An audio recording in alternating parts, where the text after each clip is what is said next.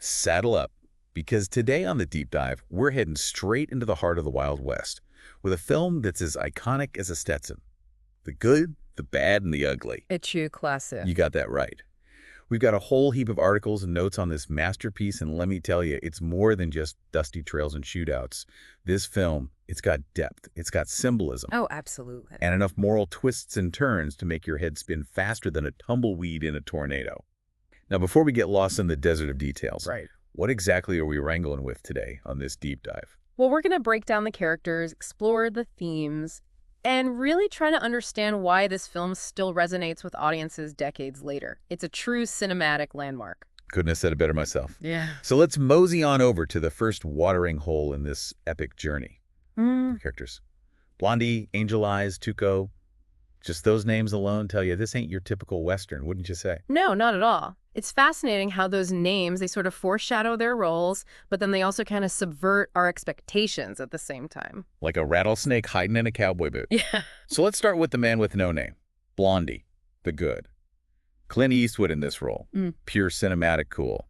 But Blondie, he's not just a gunslinger with a heart of gold. He's complex. He's cunning. Oh, absolutely. Driven by self-preservation just as much as, if not more than, any sense of heroism. Exactly. He's always one step ahead, always playing the angles. Remember that scene where he tricks Angel Eyes with that fake grave marker? Ah, yes. Brilliant. Talk about a master manipulator. For Blondie, right. But that scene, it also tells us something about Angel Eyes, doesn't it? The bad. Yeah. Lee Van Cleef, he just embodies that chilling, ruthless ambition. He does. Angel Eyes, he's almost businesslike in his brutality. And that's what makes him so terrifying, you know? He's efficient, no wasted motion, no wasted emotion. Like a cold-blooded machine. And yet Blondie outsmarted him in that scene. So is Angel Eyes any less menacing because of that? I'm not so sure. That's a great point. It raises the question, what really defines bad in this world? Is it just brute force? Or is there something more to it? Something to ponder. But hold your horses, because we can't forget the wild card in this whole equation. Tuco, the ugly. Eli Wallach, he steals every scene he's in. Tuco's greedy, he's volatile. Unpredictable, for sure. But he's also the comic relief, and he's got a knack for surviving, even if it's through sheer dumb luck. That scene where he escapes the hanging. Oh, classic. You can't help but laugh.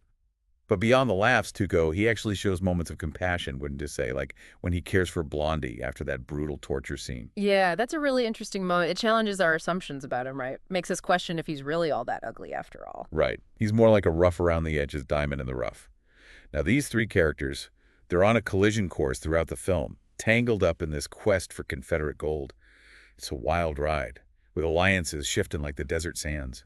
A deadly dance, you could say. And the backdrop of the Civil War, it just adds another layer of complexity to their motivations. Yeah, that war, it ain't just a setting. It's like a ghost haunting every scene. It makes you think about what really matters in times of chaos, doesn't it? Is it survival, loyalty, or just plain old greed? Big questions. And the film, it doesn't give us easy answers, which is what makes it so thought-provoking. It sure does.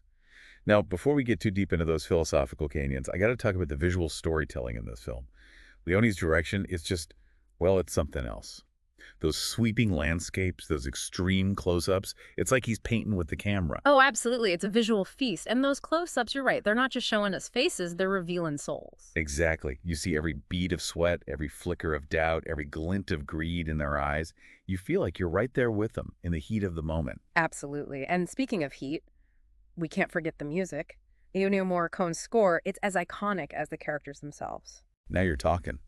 Those haunting melodies, the use of instruments like the harmonica and the electric guitar, it's not your typical Western soundtrack. It's more like a symphony of the soul. You got it. And it's not just background music. It's like a character in itself, driving the emotion of each scene. Take that Mexican standoff, for example. Oh, man. Chills every time. The tension builds and builds, the camera cuts between their faces, and then that unforgettable score kicks in, and you're just on the edge of your seat. It's like the music is telling a story all its own, a story of tension, anticipation, Right. and then finally release. Exactly. Morricone's score, it elevates every scene, every moment of silence, every burst of violence into something truly unforgettable. It's pure magic. Pure magic. And speaking of unforgettable, this film is chock full of iconic moments, from the final showdown to that incredible cemetery imagery. It's like Leone took all the best parts of the Western and just cranked them up to 11. You could say that. The good, the bad, and the ugly. It's both a love letter to the Western genre and a complete reinvention of it. It's bold, it's innovative. And it's just plain awesome. Now, partner, we've covered a lot of ground today, but we ain't done yet. There's still so much to explore in this cinematic masterpiece. So hold on to your hats and grab your canteens, because in our next segment, we're going to dig even deeper into the heart of the good, the bad, and the ugly. We'll unpack the layers of meaning, the symbolism, and discover what makes this film a true legend of the Wild West. And maybe, just maybe, we'll even figure out who really is the good, the bad, and the ugly in this whole saga. That's right. Stay tuned, folks, because this deep dive is just getting warmed up. Now, when we talk about depth and layers, one thing that really struck me was the symbolism in this film. It's not just a straightforward treasure hunt, is it? There's a whole other level of meaning woven into the story. You're right. It's like Leone is speaking in code, using these visual metaphors to get us thinking about something bigger than just the gold. But speaking of the gold, it's not just any old loot they're after. This is Confederate treasure, right? Exactly. And I think that adds a whole other dimension to the story. It's not just about wealth. It's about, well, what that gold represents. The lost cause, the legacy of the war. The ghosts of a divided nation. Yeah. Yeah, I see that. It's like that gold. It's a symbol of power, of lost glory, of maybe even the futility of the whole conflict. Absolutely. And the way each character relates to that gold, it says a lot about them, doesn't it? Oh, totally. Yeah. Blondie, he sees it as a means to an end, a way to survive. Angel Eyes, he's driven by this pure, almost obsessive greed. Right. Like he wants to possess the power that gold represents. And Tuco, well, he's just ready to spend it. He's the most straightforward in a way, wouldn't you say? Huh. Yeah, Tuco, he keeps it real. But even with all that gold on the table, they still almost turn on each other. Remember that scene where they're splitting the loot? It's almost comical how quickly it turns into another standoff. It's that age-old story, isn't it? Greed, it can corrupt even the best of intentions. No matter how much you have, it's never enough. That's a dark truth. And it kind of mirrors the whole conflict of the Civil War, doesn't it? Yeah. This idea of brother fighting brother, all for what exactly? It makes you question what they're all really fighting for, doesn't it? Is it land, ideals, or just plain old survival? Yeah, heavy stuff. We've talked about the war as a backdrop, but it's more than that, wouldn't you say? It's woven into the very fabric of the film, like a constant reminder of the chaos and destruction that's brewing all around them. Absolutely. And against that backdrop, you see these characters trying to carve out their own little empires, their own versions of the good. But is anyone truly good in this world? I mean, even Blondie, our supposed hero, he's a killer, a thief, and yet we find ourselves rooting for him. It's a good question. Maybe it's because he represents a kind of pragmatism, a way of navigating a world gone mad. He's not driven by ideology. He's just trying to survive. And in that way, maybe he's more relatable to the audience. We're all just trying to make it through this crazy world. Right. We're all just trying to find our own little piece of gold, in a manner of speaking. But what really gets me about this film? It's the way Leone uses the camera. It's like the camera itself is another character. Oh, absolutely. His visual storytelling is masterful. Those wide open landscapes, they're not just pretty pictures, they're a reflection of the character's inner states. The isolation, the vulnerability, it's all there. And those close-ups, man, we talked about how they reveal souls, but they also create this incredible tension, don't they? Like in that Mexican standoff scene, the camera just lingers on each character's face, their eyes locked into this deadly game. It's almost unbearable. I know. And that tension, it's only heightened by Morricone's score, right? The music and the visuals, they work together to create this symphony of emotion. It's like a punch to the gut, but in the best way possible. It's pure cinema, man. Yeah. But speaking of Morricone, you mentioned in your notes that he used some pretty unconventional instruments in this score. What was that all about? Yeah, Morricone, he wasn't afraid to experiment. He wanted to create a sound that was both epic and intimate, something that captured the vastness of the landscape, but also the intensity of the character's emotions. So he brought in instruments you wouldn't typically hear in a Western score: electric guitar, harmonica, even a choir. A choir. Wow, I never would have guessed. It was groundbreaking at the time, and it really works. You've got these grand, sweeping themes that reflect the epic scale of the story, and then these really intimate, almost mournful melodies that capture the character's inner turmoil. It's like the music is telling its own story, a story that runs parallel to the action on screen. Just brilliant. Pure genius. And it all culminates in those iconic scenes like the final showdown in the cemetery. The visuals, the music, the performances, it's all perfectly orchestrated to create this unforgettable climax. It's both brutal and beautiful at the same time. It's one of those scenes you just can't shake, you know? And it's been imitated a million times, but never quite captured in the same way. Mm. That's the mark of a true masterpiece, wouldn't you say? I think so. The Good, the Bad, and the Ugly. It's a film that's both a product of its time and completely timeless. It's a Western, but it's also so much more than that. It's a story about greed, about survival, about the choices we make when the world goes crazy. And those themes, they resonate with us today, maybe even more so than they did back in the 60s. That's what makes great art, isn't it? It speaks to something universal about the human experience and the good, the bad, and the ugly, and it does that in spades. Well said.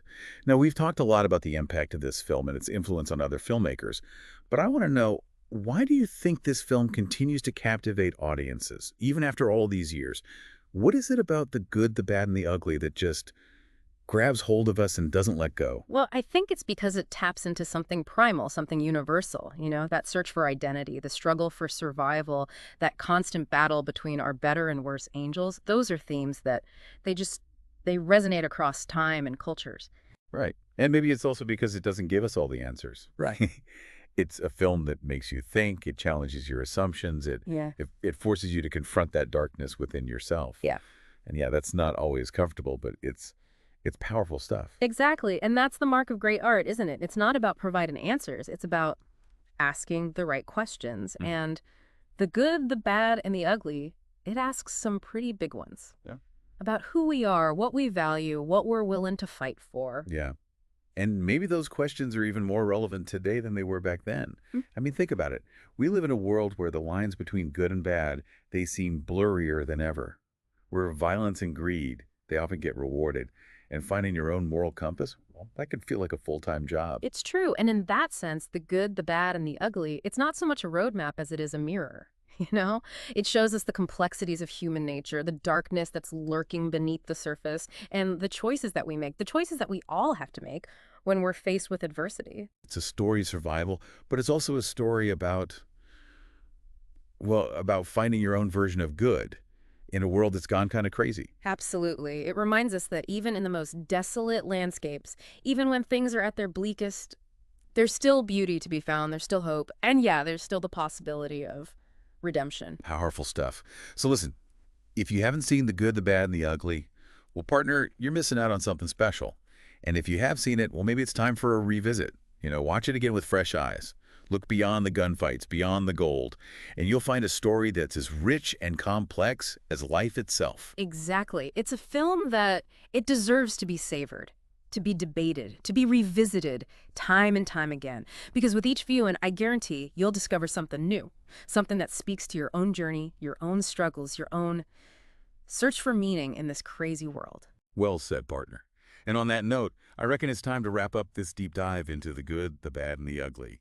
It's been a wild ride, but remember, folks, the conversation don't end here. Keep those questions brewing, keep those debates going, and keep exploring that cinematic landscape. Find those films that challenge you, that inspire you, that leave you wanting more. Until next time on The Deep Dive, happy viewing.